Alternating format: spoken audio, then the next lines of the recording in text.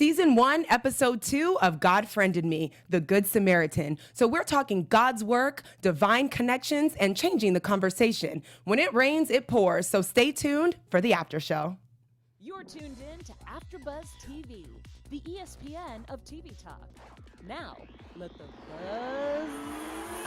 When we need a hand, we all need somebody to lean on. Sing with I us. just might have a problem that you'll understand. We all need somebody. Hey guys, this is awesome. This is my favorite Yes. song. The East High version. East Side High version. East Side High version. If you have not seen Lean On Me, I recommend it. But you know, we're here to talk about God Friended Me. Yes, we are. And we've got a lot going on this episode. So we're here to talk with you guys about God's work, divine connections, changing the conversation. And we want to make sure you stay tuned all the way to the end for our special segment, God Speaks. We have something really special for you there. So before we jump into all that, I am your host, Jaimi Alexander. Hey guys, I am Chae Jones. And first of all, I had to make sure I didn't cry because I wanted to be cute for y'all. But this was such a tearjerker. It was so heartwarming. So what did you think about the episode overall? Overall, I really loved it because it speaks on I think the most important thing we as human beings really need to be aware of, and that's communication. Like that's something you're never going to stop learning how to do. And especially when someone doesn't believe in the same things you believe in, or, you know, it gets awkward. Like, how do you, you still open your ears to, still listen to their side of the conversation, which is awesome because it's after show and that's what we're here to do as well. So communication is a very big deal. Yeah. And also the message of just helping. Yes. Even when, it seems like all you're doing is something wrong. Miles found out, every turn he tried to help somebody else, it came back on him as if he made it worse. Right. Not really, and you can never see the big picture until that happens. But that's what I love so much about this show. And there was so much, again, this show overall is giving us it's dropping a lot of seeds and crumbs and then allowing us to look back and be like, oh, that's what that was about. And life happens that way. So I love how they're really mirroring reality with that. And there were so many different scenarios and people do feel differently and are learning how to communicate with each other in different ways. And it's really nice to see that there, because again, it's just so reflective of real life. And like you said, when people do not have the same views all the time and things like that, how can we get on the same page and still communicate with them in a healthy way where they feel loved and you feel that love as well? It's awesome. I mean, Miles gets friended by God. No, he's suggested by God for Katie Brooks. First of all, she's gorgeous. I have to say that she's a gorgeous woman. And then, he keeps ignoring it. Right. And God decides to quote unquote, send you a message from clouds to lightning and thunder. And you're just like, oh my goodness. Yeah, that's when it rains and it pours, Right. When it rains, it pours. So let's talk about God's work, because Katie, it was funny to me because he wanted to ignore it again. And I'm thinking, Miles, you already know better. When God sends you a friend, you add them. So I love how, and even back to dropping the seeds, how he got the request from Katie and then he stopped and he looked or something. Then he saw the wings. He saw the wings of musical notes of the orchestra behind him. And so it's all moving together, but we're like, wings, Katie, and then it was cute how we wanted to meet Kara at the cafe for dinner and whatnot. They've been googly-eyed this whole time. And I think it's so cute and sweet the way they're playing it. But he seemed really excited about that and having her there. But it was just funny how right off the bat, after he linked with Katie and everything, she's like, so what do? Do you work for a church? Seems like you're doing God's work. And here he is, an atheist. Well, that is, speaking of that, because it reminds me of her paper she's writing that we saw a little glimpse of, and the title was Atheist and Faith, a House Divided. And that it's interesting to that, cause she's going to be a therapist. She's working on her master's degree to become a therapist.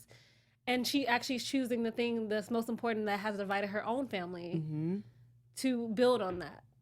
Yeah. And I love her character. She's such a, therapist. She's like kindness, love, but she's really this glue, this liaison where everybody is coming to her like, so what do you think about this? Or dad's not doing this, or dad, can you come do, even for her to be able to go to her dad. And he's like, why did you come all the way here to ask me to go support our son in a thing that I don't believe in? And he's like, because it's your son. So her words are so therapeutic. I just love how they've inserted her character to just kind of subtly coach everyone through getting them to see the other person's side, back to that communication that we're talking about. And the opposite of that is the fact that she works in a bar, and bartenders are notoriously for being therapists to other people in situations like that. People, they go to a bar and they pour out their, what's hurting them the most that day, or they had a bad day at work, they had a great day at work, or they're just on a terrible day and they really need to like sneak out the window maybe.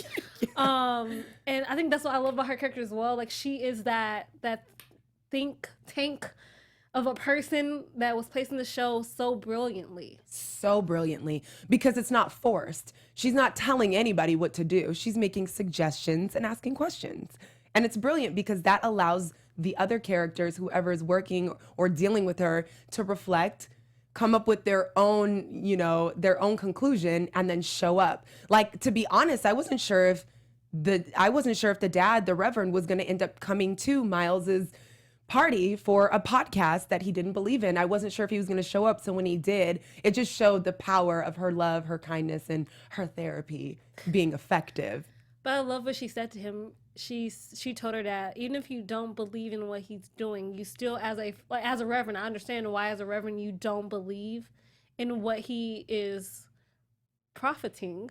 However, but as his father, your job is still to support your child. Absolutely. And I think once he was able to marinate on that and soften a little bit, because you're right, she was right. It wasn't about so much believing in the podcast, but to believe in your son was the whole point. And I love that moment for them. I do. And then we had her, oh my gosh. I actually wrote down that, okay, she has another date, maybe, because she kind of ghosted for a second. She was like, oh, I have other plans. And I literally wrote down on my notes, oh, she has another date with someone else. But I'm gonna see how it plays out, We'll give her the benefit of the doubt. Even though we have our own feelings and opinions. I know. I shared my opinion, and it's a little less important. But I did feel like she was very flirtatious, and I could kind of tell even when she met Rakesh that she was dating around, which is okay. I mean, until you're exclusive. Tell you're exclusive, you're dating. And so I totally got that. And this is so part of God's works as well, because the app even took Rakesh on his own little journey, being like, oh, God's in Hell's Kitchen. Let me figure this out. And I really feel like if you were to hypothetically speak, that was God's way of speaking to him and incorporating him along with these seeds that he's dropping, because that was his lane, like to be able to find the IP addresses and geotagging. Nobody can do that but Rakesh. And it led him right to something that he needed to see so he could ask questions and unfold the next level in his life. A hopefully more healthy, serious relationship he's never had before. Exactly. So it was really cute too, because what did he say? She was like, what are you doing, following me around? And he's like, no, God led me to you, Yeah, God led me there. It was not my fault. God pushed me in your direction, and I ended up there seeing things I didn't expect to see. Exactly. And so sometimes I feel like in real life, we find ourselves saying things like that. We get an inkling or a moment where we're like, maybe some people don't use the language that, oh, God led me here. But when you just get a feeling you should be somewhere and you end up running into somebody or whatever happens. So I just love how they incorporated social media, because it's a platform, we're all on social media so much now, and they were able to intertwine, faith, science, and social media all in one. And all of the language it just sounds so much like real life to me. Like, I find myself saying things like that all the time. I like how Kara and her mom's relationship in not all the ways mirrors Miles and his father's relationship, because theirs is a little bit more awkward in the sense of, Kara still feels the abandonment, which is not right or wrong, because how a person feels is right to them, and that's all that truly matters. But I just really want to shout at her. Your mom is trying. And that's the key word. Like, she is trying. She is, and I think that her trying was good. Sometimes I have a little salty view on things because I'm like, okay, you're trying, but sweetie, you was gone for like, and this is human though, because even Kara's trying to get over it and heal and find different ways, but it's like, I love that she's trying, and I feel like as she should be. And I love that her continuing to show up is giving Kara space to figure out how to relate to her, especially with such a long gap. And you know, I'm sure it doesn't seem like there's all of this jealousy involved with the little kid, but it had to sting a bit with her being in the life of her sister so much. So I love that her mom is showing up and trying, and rightfully so. You know, I don't know. To believe your kid for so long, I don't know. That's just, you know, a lot. But, you know, before we jump into talking about the divine connections, you got a little share for us? I do, guys. So, hey, AfterBuzz is our network producers after shows for nearly all your favorite TV shows. From dramas, reality TV, sci-fi, and more. There is no network that works harder to serve television fans. But we need your help, okay? So we're asking that you please subscribe to one or more of our YouTube channels. By subscribing to our channel, YouTube will suggest content that's tailor-made for you, and you will help AfterBuzz continue to grow. And if you're worried about pesky notifications, don't be, because they're optional. So hit that subscribe button now for this channel and check out our other AfterBuzz YouTube channels as well. Let us know you did so in the comments so that we'll thank you on air. And for now, thanks for being the best fans and for helping us be the ESPN of TV talk.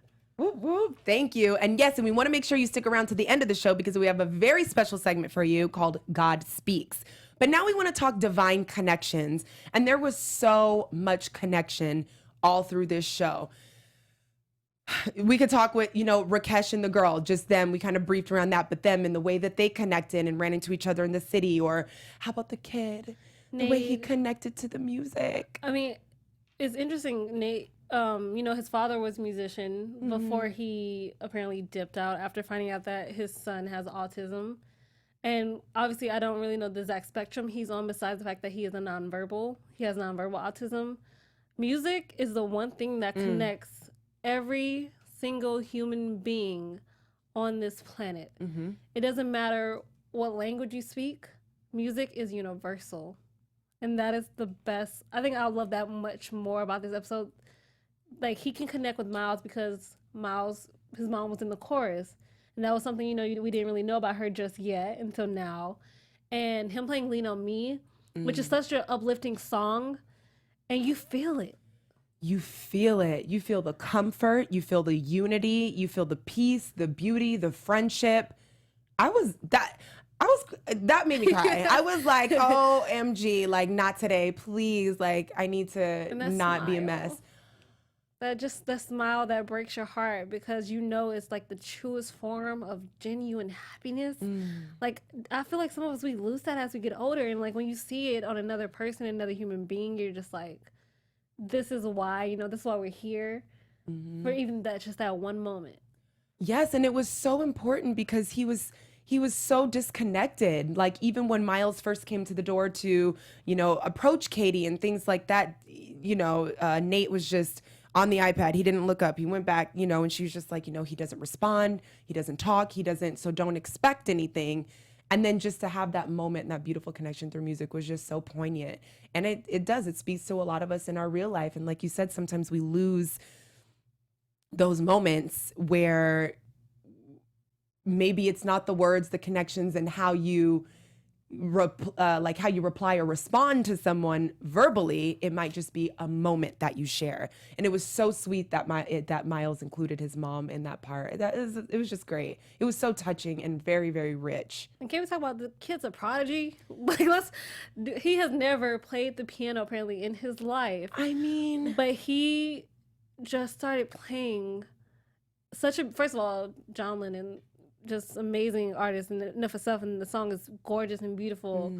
And you just heard your mom sing. You knew the melody, but I don't know how you transfer that into keys, and you just learned, you know, the E, D, A, F, G, like every kid learns when they first play the piano. Right. Like, you first learn it. I think we forget, like, people with autism sometimes, like, they take in so much more than we can even comprehend. Right. Like, it was very eye-opening, and I have so much respect and so much love. So like I love that character. I love Nate. I fell in love with him. Like you fell in love with Katie. All the way. And Katie, by the way, is a phenomenal actress. She has so many colors and layers and depths. I think let's just talk casting for a quick second. That was a brilliant choice. Brilliant choice. It was perfection. She's absolutely amazing. But this absolutely goes to divine connections, because if she was singing the Beautiful Boy song to him every night, it was resonating. It was in his spirit, his soul, his mind. And just to learn something so simple about the way the keys sounded. And he knew that's where he wanted to be, because he saw the bag that the man had when they walked past the cafe, and he was led and connected to that, and, you know, found his way right where he knew he needed to be intuitively, but it led him to the right place and connected, you know, what he was hearing through the song to what he just learned. And yeah, he's a prodigy, just in Central Park playing on a grand piano. That was just amazing. No, I also love the fact, like just as a mom factor for Katie, when she took Miles' driver's license and she's like, I'm gonna keep this, and I know where you live. I was like, Mom got shots. Yes. Because I'm sorry. Like, I understand. Like, yes, you're doing God's work. You might have got me fired, but you're helping me out when I need you. However, I don't know you. My child is involved now. I'm going to keep this for a while. You'll get it back when I get my child back. I was laughing at that. And this is New York City. Like, come on now. Yeah. And just really quick to that point is Brandon Michael Hall, the main character. I love him. If you're watching, I love you, because I can just see his soul through his eyes and his smile. And he is back to this brilliant casting. He is the perfect person. He has everything that you want to see if I'm going to trust a good Samaritan I wouldn't have minded if he knocked on my door. I wouldn't have felt threatened or unsafe, because his genuineness and his kindness is all through every molecule in his body. From the way he looks to the way he smiles to his facial expressions. And he's just a good guy. I can just tell from real life to the show that he's just a good guy. And they're very few and far between. Few and far between.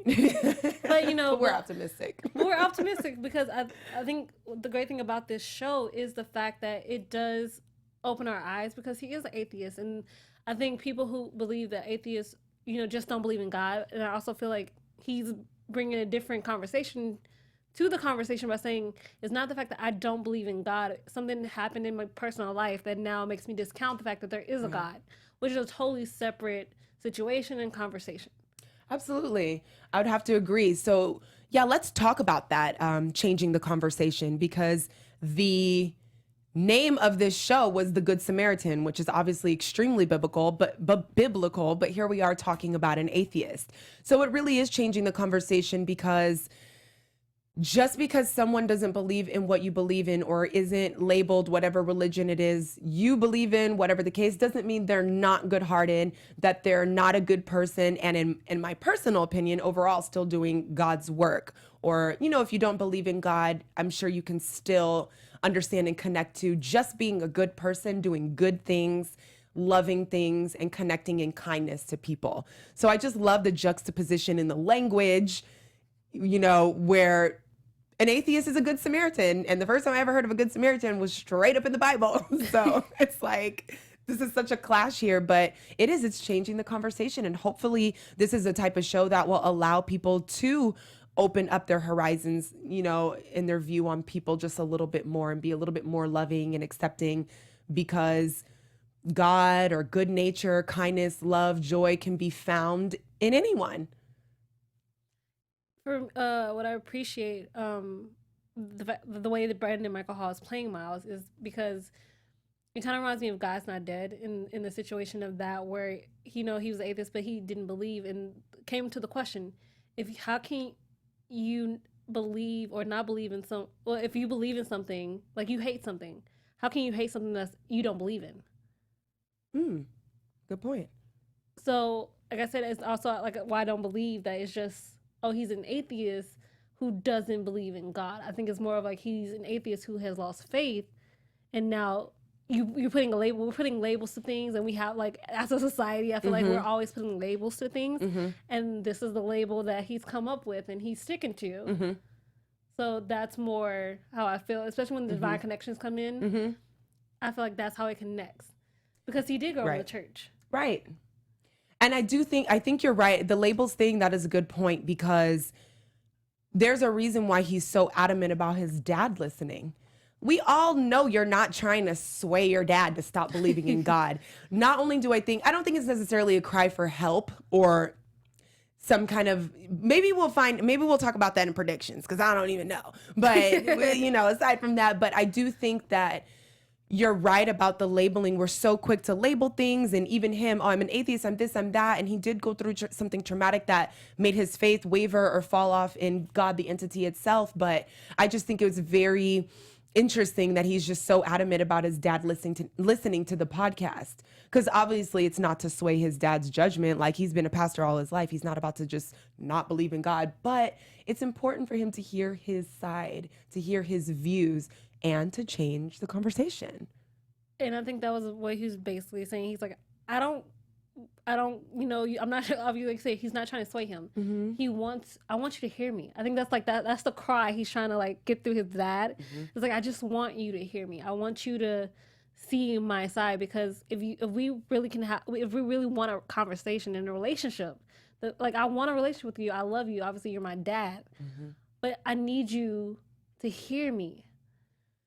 And as humans, don't we need to be heard? We need to be heard. Oh, I feel like we lost the herd, but just because of what happened. But we keep moving, we keep going forward, and obviously, forgiveness takes time. Yeah, healing takes time, and that's also, I think, the great thing about the show is also showing you that healing is a process. Forgiveness is a process. It doesn't happen overnight, and it won't just happen in an instant. It also has something you have to work for. And that's, I don't say, sometimes I think we're a little bit lazy. We really don't want to work for it. And I think that having the show is showing us that you have to work for it. Nothing in life will ever come easy, and especially to you, if you don't work for it. And who was really wonderful about changing the conversation, doing the work, and showing up was Cara. Cara Bloom, she kind of left her mom, but continue. Well, this is why I say that for her, because every time Miles was like, no, I can't. I'm sick of this. Every time I touch something, she's like, well, no, hold on. Try to speak some reason to him. And then he's like, she's like, I'll do it. We're not going to put this thing down. You got the call. If you're not going to help her, I am. And so I think her persistence and her overcoming, because Cara never lets Miles sway her. She's got a very objective view on things. Is she, oh, maybe it's a sign. Oh, there's no signs. Well, a coincidence then. She's just very like, well, she like gives him that. And she's always like, giving this little pivot to everything that he does and says. And I love how she's overcoming because he is the dominant character. God is on his Facebook, blah, blah, blah. Because he even said it, like, when did this become a we thing? She was just like, okay, if you don't want to do it, I'll do it. And in her perseverance in that, she learned how to find different ways to connect to her mom. It was all such an unfolding. So he even got on her like, oh, well, you're just over here because you're trying to avoid your mom. So it was like, touche, but I'm gonna keep trying, Which is true, and I think that's really the key thing. No matter how, like they tell us in sports all the time, like no matter like how many times you fall down, you have to get back up. You have to pick back up. You have to keep going, because you'll never get better. You'll never, grow as a person if you just stop trying. Right. If you never want to help anybody ever again in your life, I don't know how that will affect you as a person and how that will change your personality because of that. But giving up should never be the option. Absolutely. And I think that's all that she was saying. And they have this really cool and cute way of relating to each other and kind of checking each other and making sure it's the kind of friend you want to have. Like, I need to have a friend where, okay, I know I'm all huffy and everything, but once that subsides, like, thank you for filling in. I'm glad she continued and went to the house and wasn't just like, oh, well, fine. You don't want to do it. I don't want to do it either, Yeah. Because her continuing to show up allowed him to show up again. So that's kind of what friendship and connection is all about, is being able to kind of fill in and catch one another when they fall. And they have that beautiful balance in their relationship. And I really enjoy that. I want them to be a couple. Like, obviously, we're gonna stay with the friendship for a while right now. However, I really, because like they do have great chemistry, and like it is true. Like she doesn't pull her punches with him. Like if she pivots, like where you say potato, I'm saying tomato, and we're still gonna keep on pushing, right? And we're still gonna keep on going. But I really want that to turn into like something romantic, because I feel like it's gonna be like just a whole other world in their sphere. Like I just like the way they smile at each other is just so adorable. You're just like, kiss her already, kiss her already, but please. not yet, because even Rakesh was like, well, every great love or romance starts with a friendship. And so we'll talk about that more in predictions coming up. But now for our special segment, we have something that we put together for you called God Speaks. And we chose this because we are watching a show that is about how God speaks through social media. And I think there's a lot of different ways that even in our real life, not the God friended me on CBS life, but our real life, God, the universe, your intuition sometimes speaks to you through social media. That's why a lot of these motivational and inspirational accounts are doing so well, because we need to be fed something that's telling us something. And so let's jump into this really cute quote I found. I know we have it here on the screen, but I would say when I read this, I was like, oh, this is like God speaking to me through social media. So you want more out of life. Deep down, it went off the, deep down, you feel it. You keep getting reminders to just go for it. The fear of letting go of what's familiar is only keeping you stagnant. This is your sign. An unlimited experience of newness awaits you. Do something about it today. Make the choice. So when it comes to God speaking through social media, just on a quick personal note, when I heard this, there's so much action in this. This is your sign. Like if you needed something today, Jaimi, like you want more out of life, you feel it, because I'm definitely that type of person. An experience of newness is awaiting you. There's just so much action in this. Do something about it today. That makes me think, what can I do? What can I do today to kind of, make me feel like I'm moving towards more of what I want, and to make a choice. So it's kind of like, sometimes when you read certain things, your intuition or God or whatever you're connected to kind of jumps a little bit, and you're like, you know what? I needed to hear that today. So maybe God really does speak through social media. I totally agree with that. I get like inspirational quotes sent to my email. Yeah. And some days, like I forget to check it, but when I do check it, like it seems on that day, it hits the hardest, and you're just like, whoa, I didn't know I needed to hear that, but now that I've heard that, okay, I understand. You're trying to tell me something I need to really know. Mm-hmm. Though one of the things my favorite things I've ever heard, I can't remember if it was on a TV show or a book, because I watch and read a lot, so it all gets jumping in my head sometimes. But it was said that everybody wants to go to heaven, but nobody wants to die. I mean, and it's interesting because you really think about that. Like heaven is this amazing place, and we all want to go there, but you obviously have to die to get there. So if you're not ready to die, I don't think you're really ready to go to heaven just yet. Right. And it sounds like it's all a process. So the more we're open to that, and the more work we're willing to do, even going back to Miles, Kara, Rakesh has work to do. You can't just be flashing on girls left and right, especially when you like them. You got to speak up, honey. It's time for Rakesh to learn some communication. And that's great. That's great. Well, I mean, I don't even want to say in his defense, because I feel like he still has some growing up to do when it comes to relationship, because like Ali said, he's not used to it. Mm-hmm. So when you're not used to that, and you're just so used to either the girl just like kind of fading out, or him fading out and not really taking that step forward and giving up, like you have to show up if you want something returned to you. Mm-hmm. At the end of the day, you get what you put out. Absolutely. But he, like you're saying, about the quote that you just read, like everybody wants to go to heaven, but nobody wants to die. It's like, how are you going? Heaven, let's say in Rakesh's situation, would be ending up with this woman. But let's say die doesn't literally mean like, but we gotta die to ourselves every day. We call it falling on the sword. But we gotta die to ourselves every day. So Rakesh, die to that old thought of, I don't know how to do this. I've never been in a relationship. Communication is hard. Die to that. And now you can be reborn in the moment of, okay, because she was like, that's it? Like, He's about to walk away. Like, you're not going to fight for us? Like, I thought you wanted me. What about the vegan lunch? Can we get vegan lunch? I mean, no offense, she is gorgeous. So I'm just like, dude, you going to need to put in the work it's going to take for this relationship.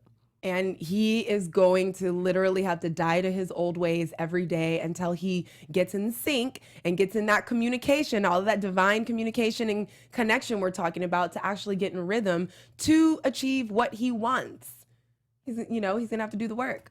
I think it's interesting when Miles, went to Frequency and, they tried to, you ask somebody to join you because you love what they said, but then you want to change who they are through your own words versus their own. Mm-hmm. But it was the way I spoke to you and the way I connected with other people in my own podcast that got me to you in the first place. Right. So why would you want to change what should work for me already?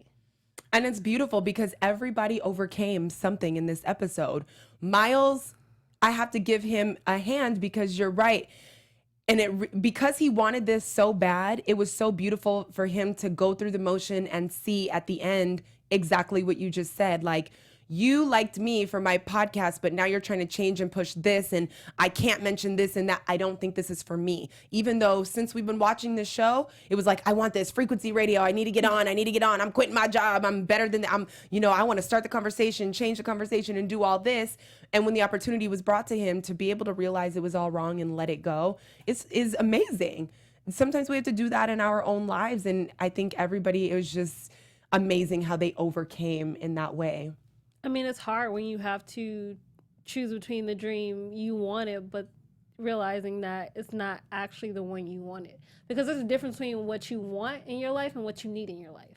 And doesn't that happen all the time in real life? We want the job so bad, or we want this and that to happen so bad. And when it doesn't, we get upset with God or the universe or whatever. But if we really think about everything happening for our highest good and holding to that truth, then that gives us an opportunity to see what's really for us. So I think this is a perfect time to jump into some predictions. Okay. We are going to talk about, episode 3, Lord have mercy. And now, your AfterBuzz TV predictions. So, episode 3, I consulted with my crystal ball. No, just kidding. One. Right, no. So, for episode 3, there's a lot. We've kind of touched on it, but I want to know what's going to happen with Miles after turning down this job. How does this change him as a man? What are his new intentions? I hope his new intentions are revealed in episode 3. Like, okay, what are you going for now? Is he going to stay back at the job with Rakesh? Maybe.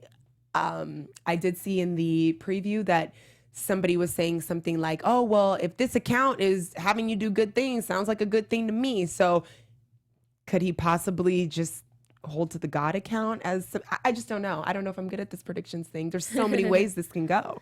That is very true. I mean, especially because he said it. He's like, if something is leading to something to do good things for other people, how can it be terrible? Right. But we can't see the outcome. So I think that's going to be his big decision. What I really hope for the next episode is I want to see like him and his dad, like now that his dad has actually listened to the podcast. I want to hear that conversation. Yes. I want to know how his dad is going to respond and how hopefully they can actually mend their relationship as a father and son.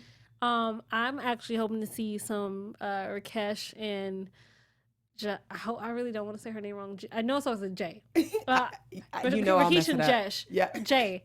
Rakesh and Jay. I want to see if, he's going to figure out how to be a little bit more mature and how that communication for him is going to happen, because the whole first episode, he was just, I'm not a hacker. Come on, man. I'm not a hacker. Oh, I am definitely a hacker.